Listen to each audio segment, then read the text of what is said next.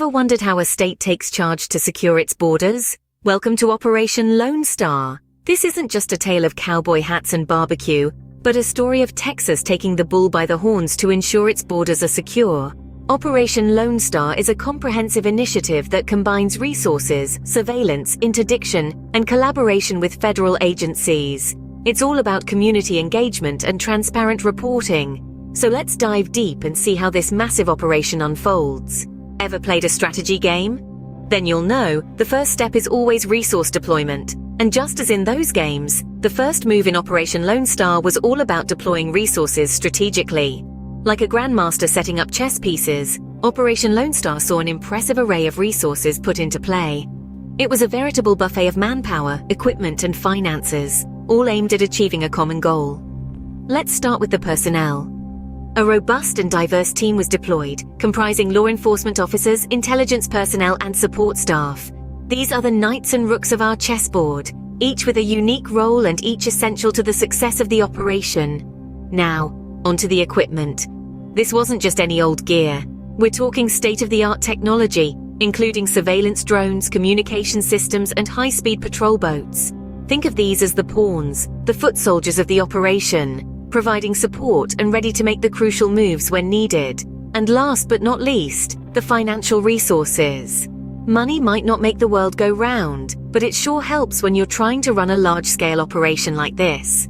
The budget allocated for Operation Lone Star was substantial, providing the backbone for everything from personnel salaries to equipment procurement. But it wasn't just about having the resources. It was about deploying them in the right places at the right times. Strategic positioning was key to ensuring that each resource could be used to its maximum potential.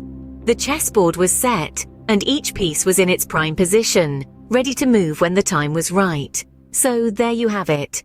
The first phase of Operation Lone Star was all about getting the resources in place and ensuring they were ready and able to perform their roles effectively. It was a carefully orchestrated dance of strategy and logistics, each move calculated to bring about the best possible outcome. With all these resources in place, what's the next step? Surveillance, of course. Imagine being the eyes and ears of a whole state. That's what surveillance and monitoring are all about.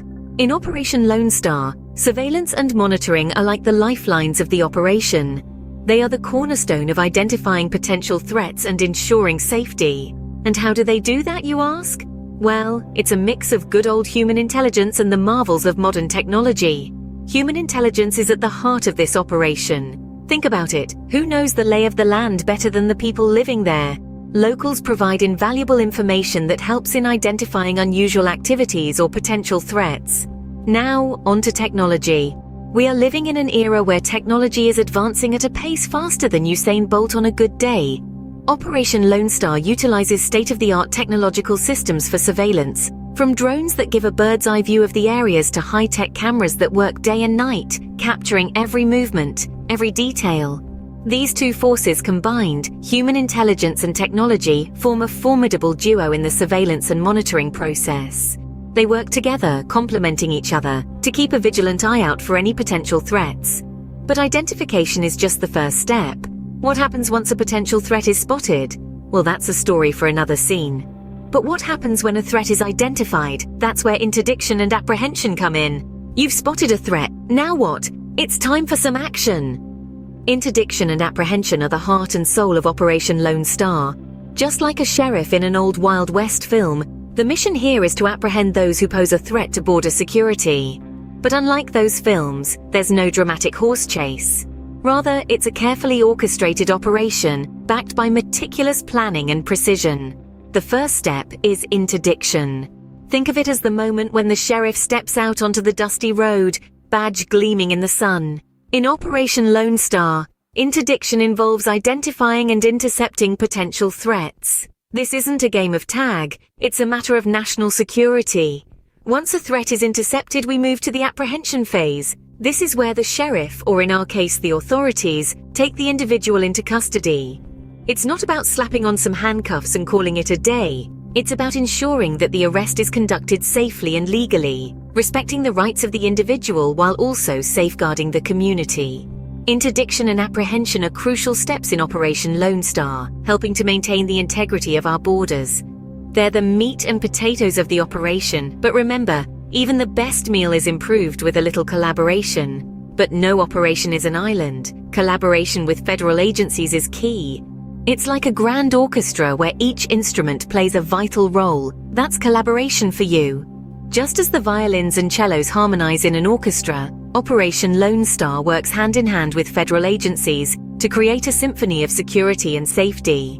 This collaboration is no mere show tune, but a crescendo of coordinated efforts that enhance the operation's effectiveness and reach. Picture this.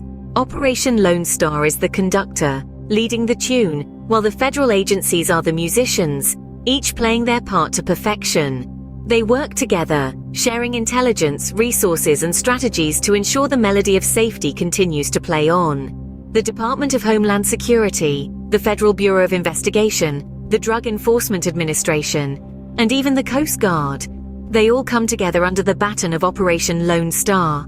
This interagency cooperation is the backbone of the operation, ensuring that no note goes unheard or unaddressed. But it's not just about the music they make together.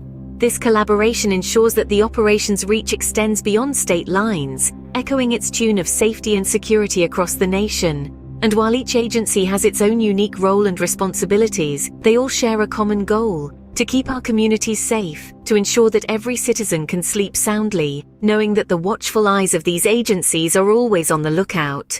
Remember, an operation is not just about enforcement, it's also about winning hearts and minds. Ever thrown a party and forgot to invite the neighbors? Not a good idea, right? The same holds true for Operation Lone Star. This operation isn't just about boots on the ground, radars in the sky, and badges at the border. It's also about reaching out to the community, fostering a sense of trust, and earning their support. Community engagement is a vital cog in the wheel of Operation Lone Star. It's about creating a dialogue, understanding concerns, and addressing them effectively. It's about showing the community that this operation is not against them, but for them. Support initiatives under Operation Lone Star go beyond mere words. They include programs aimed at public safety, education, and even employment. These initiatives are the building blocks of public trust and cooperation. They show that Operation Lone Star is a team effort and that the community is an integral part of this team. And lastly, what's an operation without some good PR and reporting? PR and reporting, the unsung heroes of any operation. In the context of Operation Lone Star, these aspects are instrumental in maintaining transparency, accountability, and building public trust. Let's take a brief detour into the world of public relations first. Imagine it as the bridge between the operation and the public. It's the PR team's job to effectively communicate what's happening on the ground, the challenges being faced, and the successes being achieved. It's not an easy task to make sure that the public understands the intricacies of a mammoth operation like Lone Star. But hey, someone's got to do it. Now, on to reporting. Picture this as the operation's mirror, reflecting its true image.